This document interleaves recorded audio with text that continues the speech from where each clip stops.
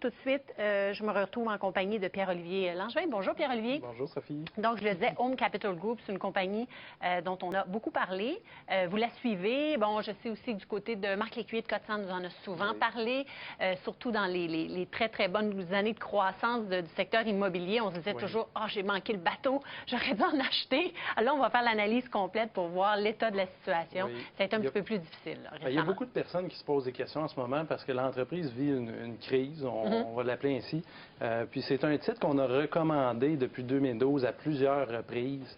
Il y a probablement des gens qui l'ont acheté sous notre recommandation et qui ont à ce moment-ci une perte non réalisée. Qui se demandent, bon, mais qu'est-ce que je fais maintenant? Alors aujourd'hui, on est là pour faire une mise à jour puis démontrer finalement que la crise n'est peut-être pas aussi alarmante que ça.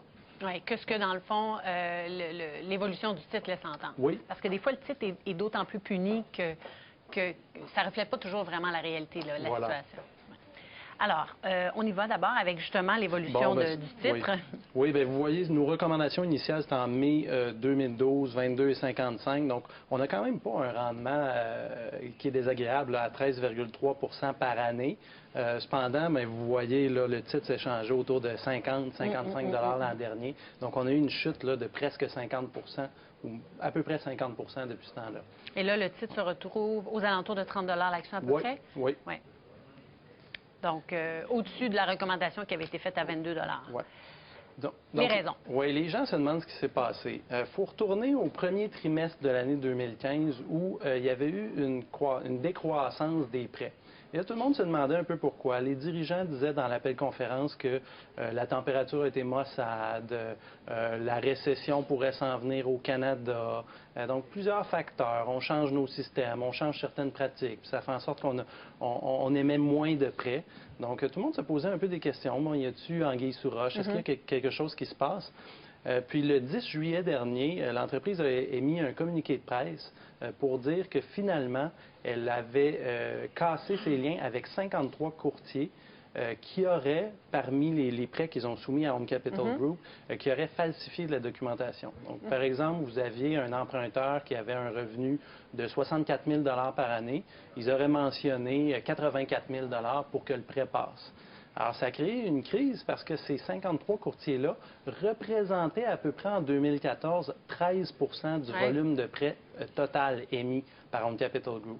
Alors là, du jour au lendemain, les dirigeants d'Home Capital, ils disent, bon, mais bye-bye, là, messieurs les courtiers, vous ne faites pas un travail qui est selon nos standards. Mais en même temps, ils doivent remplacer ces courtiers-là puis trouver des gens qui sont diligents et avec qui ils peuvent faire affaire.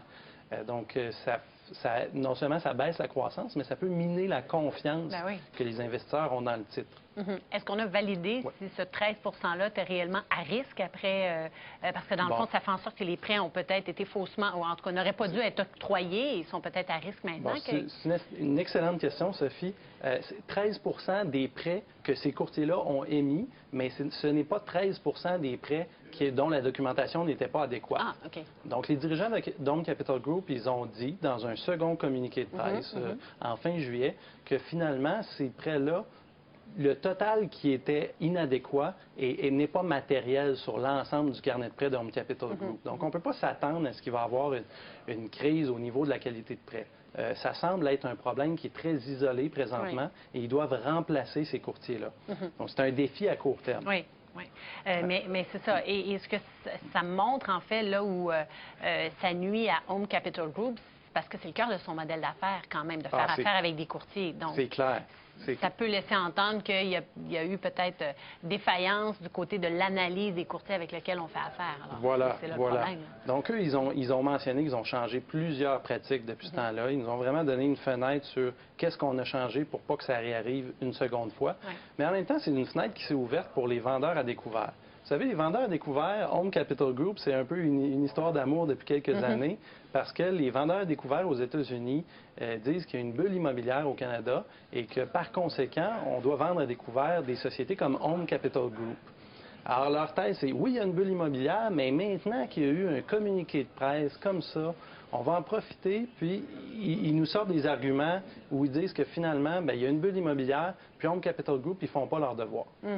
Alors, c'est un peu ces commentaires-là, ces arguments-là que les vendeurs ont découverts en provenance des États-Unis, on a Mark Cohodes qui est très actif sur Twitter, un ancien gestionnaire de hedge fund, recyclé en fermier. Ouais, c'est lui qui, avec le coq dans les mains. Oui, c'est ça. Et Bradley Safalo qui passe à CNBC. Donc, c'est quand même Ouais. une grande chaîne aux États-Unis. Donc, on est allé chercher l'essentiel de leur argumentaire. Puis aujourd'hui, on veut mettre un peu de lumière là-dessus puis voir qu'est-ce qu'il y en est exactement.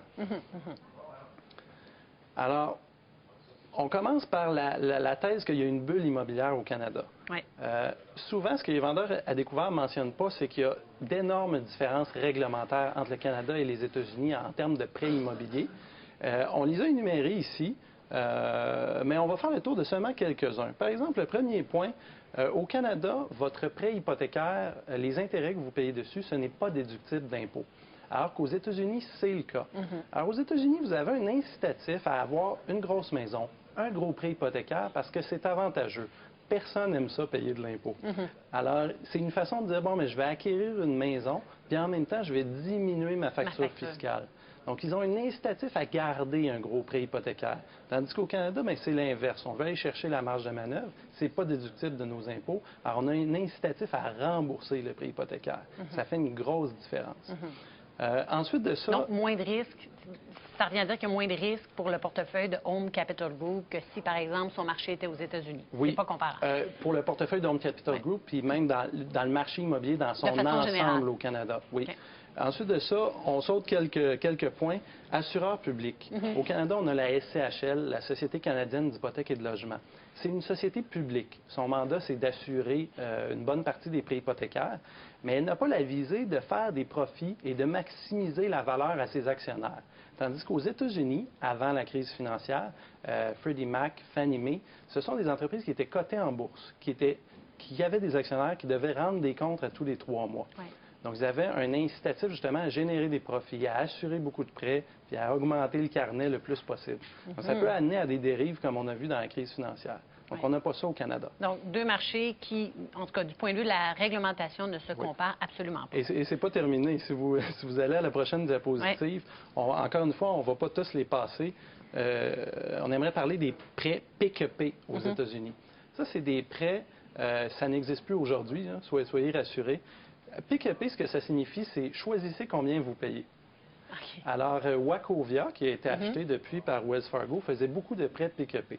Vous aviez un prêt hypothécaire où vous aviez le choix entre payer seulement les intérêts, payer l'intérêt et le capital, ou payer seulement une petite portion des intérêts. Oui, alors qu'au Canada, ce n'est pas du tout cette situation-là. On va justement poursuivre sur le sujet tout de suite après la pause. Il faut s'arrêter.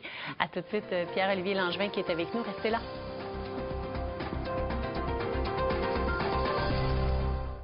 Pour joindre l'émission On s'investit, composez à Montréal le 514-524-3708, à l'extérieur au 1-866-450-3000 ou encore par courriel à onsinvestit@tva.ca. Alors, nous poursuivons l'émission en compagnie de Pierre-Olivier Langevin, gestionnaire de portefeuille chez Médicis. On est en train de parler de Home Capital Group, qui a vécu des moments difficiles au cours des derniers mois, derniers trimestres même. Et là, on faisait la comparaison du marché hypothécaire au marché immobilier canadien et américain. S'assurer de bien comprendre que c'est deux mondes complètement différents. Et on est en train de parler des fameux prêts PQP. Oui, exactement. On a peut-être quitté rapidement là-dessus. C'est qu'en fait, il y a une option dans ce prêt-là. Si vous êtes l'emprunteur, vous avez une hypothèque, vous pouvez payer seulement une petite partie des intérêts. Et la balance des intérêts et le capital est reportée à la mensualité suivante. Donc, finalement, la valeur du prêt augmentait. Et si la valeur des maisons arrêtait d'augmenter, bien là, vous vous retrouviez avec un écart important. Oui, vous me disiez pendant la pause, c'est un peu le même principe que le paiement minimum sur une carte de crédit. Bien, on pouvait faire ça, on avait un paiement minimum comme sur une maison. Sur une maison, mais ça n'existe plus. Depuis la crise financière, ça n'existe plus. Okay. Vous avez aussi une différence au niveau du marché du subprime. Un prêt subprime, c'est un prêt où l'emprunteur n'est pas de très bonne qualité et vous lui chargez un taux d'intérêt plus élevé, donc plus à risque. Au Canada, c'est environ 4 du marché. Et ça, c'est des données de la Banque du Canada. Tandis qu'aux États-Unis, avant la crise, c'était environ 20 Alors, 20 c'est une masse critique que si ça se met à aller mal là, au niveau de ces emprunteurs-là, ils peuvent faire virer le marché complètement. Tandis que 4 c'est plus marginal. C'est raisonnable. Oui. Parfait. Maintenant, On dit souvent qu'au Canada, le taux d'endettement par revenu disponible est très élevé à 160 % et c'est alarmant. C'est vrai que c'est élevé. Cependant, cet argument-là, souvent, est mis avec les États-Unis, puis on dit, regardez les États-Unis, comment ils ont remboursé leurs dettes, puis les Américains sont moins endettés, ça va mieux de leur côté. C'est pas tout à fait vrai. Le revenu disponible, c'est le revenu moins les impôts que vous payez. Oui. Alors, aux États-Unis, le revenu moyen est un peu plus haut, les impôts sont plus faibles. Donc, il y a une dépense importante qu'eux doivent faire, que nous, on ne doit pas faire, et c'est les dépenses de santé, qui mangent à peu près 20 % de leurs revenus. Alors, si on met les dépenses de santé là-dedans, puis qu'on voit le revenu disponible ensuite, encore aujourd'hui, ils ont un taux d'endettement plus élevé que le Canadien moyen. Alors, 172 % contre à peu près 160, c'est ça au Canada. Les deux sont très élevés. Intéressant, ça. On n'est pas en train de dire qu'au Canada, c'est pas élevé parce qu'aux États-Unis, c'est plus haut. Les deux sont élevés, puis les deux auraient intérêt à baisser. Mais avec des taux d'intérêt aussi faibles, est-ce qu'on peut leur en vouloir de prendre la dette à bas prix? Ben non, voilà. Puis dans le fond, c'est un peu l'objectif en même temps de la Banque du Canada, mais évidemment, on veut que ce soit de façon mesurée, de façon prudente, mais en abaissant le taux directeur, l'idée, c'est de stimuler l'économie. Et donc, en principe, c'est pas supposé faire baisser le taux d'endettement. Oui. À moins qu'on gagne vraiment plus.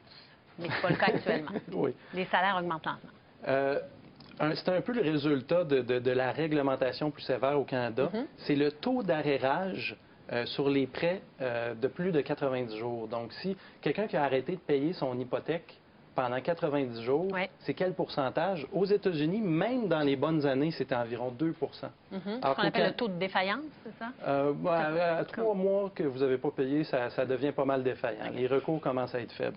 Et ensuite, vous regardez au Canada, vous êtes environ à 0,5 %, même dans les bonnes années, même durant la crise financière. Alors, structurellement parlant, c'est deux marchés complètement différents. Et la dette au Canada est toujours sous contrôle, c'est ce qu'on retient. Oui. Malgré tout, l'immobilier n'est pas à bas prix. On prend un exemple avec Toronto, c'est cher. On a pris toutes les données de Home Capital. Par exemple, Home Capital, les emprunteurs qui ont une hypothèque mettent une mise de fonds en moyenne de 26 %. On a pris une maison typique à Toronto avec le revenu qualificatif normal d'une maison de cette taille-là. Et finalement, votre mensualité hypothécaire, vos taxes municipales et votre assurance, ça représente environ 41-42 % de votre revenu disponible. Alors qu'en planification financière, si vous allez plus que 33 % vous commencez à être serré. Alors, donc, salaire médian net, 88 000. Le prêt hypothécaire est de 485 000 avec cet exemple-là, compte tenu d'une mise de fonds de 26 qui est la mise de fonds moyenne de Home Capital Group. Et donc, vous avez ajouté à ça les taxes municipales pour la région métropolitaine de Toronto, les assurances pour arriver avec des mensualités de 3 051 $, c'est ce qui donne 41 % du salaire. On a quand même salaire net. On a quand même un taux d'intérêt qui est plus élevé que le marché en ce moment, ce qui est normal. Si un jour les taux remontent, il faut se faire une idée. Ensuite, on va prendre les 4 arguments principaux des vendeurs à découvert. Le premier, c'est qu'on dit que Home Capital Group fait des prêts subprime. Alors nous, on est allé chercher depuis 1991 le taux d'arrérage de prêts avec des arrérages de plus de 3 mois. Et vous vous rendez compte que la dernière fois que ça a dépassé 1 %, c'était en 1995. Ça fait 20 ans. Alors, et là-dedans, on a eu la crise financière. Et même au début des années 90, où ça a été très difficile, le taux de chômage en Ontario a été à presque 11 %. Home Capital Group s'est relevé de ça. Puis on parle d'Ontario parce que c'est le principal marché d'Home Capital Group. 87 % du portefeuille de prêt. Alors, si une entreprise fait vraiment du subprime, du prêt de mauvaise qualité, vous ne pouvez pas survivre pendant 20 ans. S'il y a une crise majeure, vous allez mourir éventuellement. Ça n'a pas été le cas. Donc, un portefeuille qui n'est pas aussi risqué qu'on le laisse entendre. Voilà. Ensuite, un des vendeurs découverts populaires dit « Home Capital Group ne serait pas rentable s'il prenait des provisions supérieures, des provisions équivalentes à ce qu'on voit aux États-Unis. » Parce qu'on a vu qu'elles étaient plus hautes. Et finalement, c'est pas vrai. On a fait le calcul, et puis si on met des provisions de 1 % ou 2 % l'entreprise a encore des bons bénéfices par action. À 1 % de provision, vous avez 3,06 $ de bénéfices par action pour un titre qui s'échange à 31 $. Donc, 10 fois les profits, c'est pas déraisonnable. Et même à 2 % de provision, il faudrait que ça aille très mal pour que ça arrive. On a encore 1,54 $ de bénéfices par action. Et ça, c'est les états financiers de 2014. Donc, marge de manœuvre qui est là, oui, qui permet de continuer de générer des profits pour les actionnaires. Oui, et il peut avoir un recul à un moment donné avec des provisions en hausse, mais ça ne mettra pas l'entreprise en faillite. Oui. Ensuite de ça, les vendeurs découverts marquent un point à ce niveau-là. Ils disent le financement de Home Capital Group est plus risqué parce qu'il se finance avec des certificats de placement garantis auprès de courtiers. Alors, c'est un financement qui est un peu plus instable parce que c'est les conseillers qui l'achètent et si le taux de rendement n'est pas suffisant, ils peuvent bouder le placement en question. Tandis que quand vous avez des dépôts de petits épargnants un peu partout, ça fait un financement plus stable. À leur défense, depuis 1 an et demi, ils ont créé Oaken Financial, qui est un peu un équivalent de ING Direct. Et ils ont maintenant 900 millions de dépôts de petits épargnants comme ça. Donc, c'est l'objectif de oui, diversifier davantage diversifier les dépôts, son portefeuille. assurer une meilleure stabilité. Puis en même temps, oui, les dépôts peuvent être un peu plus à risque, mais ça n'a pas empêché l'entreprise d'avoir une très bonne feuille de route sur 20-25 ans. Oui, donc je veux juste comprendre, les dépôts servent évidemment à pouvoir prêter l'argent. Oui, c'est la façon de se financer pour pouvoir prêter. On vend des CPG à des investisseurs, on collecte l'argent et on fait des prêts hypothécaires. C'est une business, on appelle ça une business de spread. Finalement. Ça me coûte quelque chose et je ramasse. Et de le faire par certificat de placement garanti, est-ce que c'est habituel? Parce que je suis un peu surprise de voir que c'est vraiment la seule façon de se financer. Une banque traditionnelle va se financer majoritairement avec les dépôts de ses épargnants, les comptes courants. Et généralement, les gens gardent toujours une balance là-dedans. Alors, c'est plus stable. C'est ça la nuance, en fait. OK. Ensuite de ça, les vendeurs découverts disent, bon, mais si les prêts qui ont eu un litige doivent retourner sur le bilan de Home Capital Group, parce que ces prêts-là, en ce moment, ne sont pas sur le bilan, ils sont assurés par la SCHL, ils sont sortis du bilan. S'ils doivent retourner, l'entreprise va être dans le trouble. À cela, on pourrait dire, oui, c'est une possibilité, mais en même temps, ils ont un ratio de capital qui est 2 fois supérieur à l'exigence minimale. Et là, on vous épargne les calculs, mais ça ne ferait pas baisser de façon matérielle le ratio de capitalisation d'Home Capital Group si ça devait arriver. Donc, entreprise bien capitalisée. Encore une fois, il n'y a pas de risque matériel à ce niveau-là. Donc, en conclusion, c'est pas très compliqué. L'immobilier canadien-américain est fondamentalement différent. Et il n'y a pas d'évidence que les réserves ne sont pas suffisantes, qu'ils font du prêt subprime, par exemple. Et donc, à 30 l'action actuellement, ou à peu près, là, je peux peut-être aller voir exactement aujourd'hui, puis ça faisait l'objet de questions de nos téléspectateurs. Il va falloir partir en pause, mais est-ce que c'est le temps d'acheter le titre? Est-ce qu'on est patient? Est-ce qu'il y a des risques à la baisse qui sont encore importants? Nous, on a ajouté à notre position dernièrement. Donc, on croit en cette entreprise-là. On a fait nos vérifications. Et c'est très peu cher.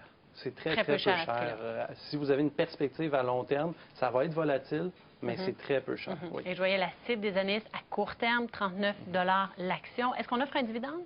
Oui, c'est un dividende d'à peu près 3 qui a déjà été très intéressant, que là, il est plus petit, 2,7 Non, il n'a pas été baissé. Ah, il n'a pas été baissé? Il n'a pas été baissé, c'est que le titre a baissé, donc le rendement du dividende est plus élevé. Merci.